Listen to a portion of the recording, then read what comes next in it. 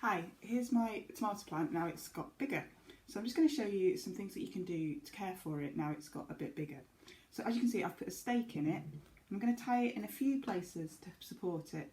So I'm going to put the string round the stick like that, and then round the stem of the plant. I'm going to tie it, not too tightly, but I'm just going to tie it off so that it supports, the stick supports it a bit.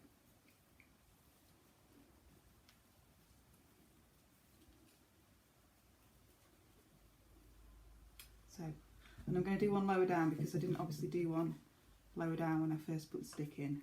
So again, I'm going to put the string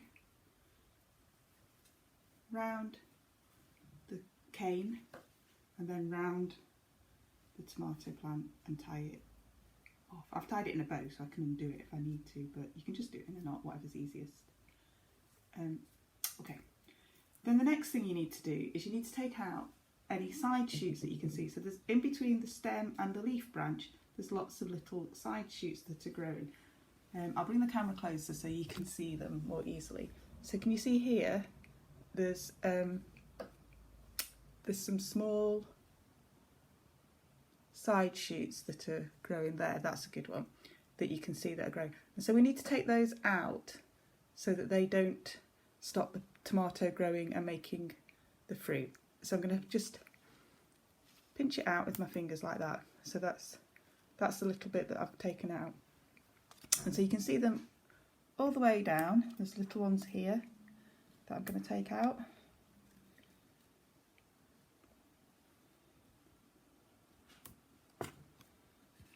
There's another one. I'm just going to turn the plant around so you can see it. So you can see that the leaf goes there, the stem goes there. I'm just going to take that bit out there. There's a massive one up at the top here. So you can see the stem goes up there, the leaf goes over there, and I'm going to take that out there. There we are. So that's all the, oh no, one down the bottom. That's all the side shoots out. So there's just a nice tall stem and nothing else. You can see that it's got some flowers. So the other thing you can do, especially if your tomatoes are in the greenhouse, is you can tickle the flowers. I've got a paintbrush here like this. I'm going to turn the tomato plant round and I'm just going to tickle, like paint the flowers, and that helps pollinate them. So you need to go around all the flowers doing that if it's in a greenhouse. That helps the tomatoes set.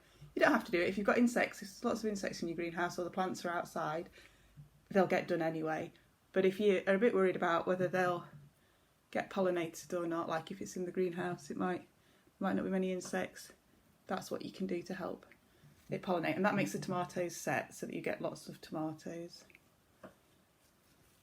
And the final thing that you need to do is maybe take some of the bottom leaves off when the tomato starts to grow, and then if you start seeing the roots in the soil, add a bit of soil to the top of the bucket, and that helps. If you cover up the roots, that helps them grow.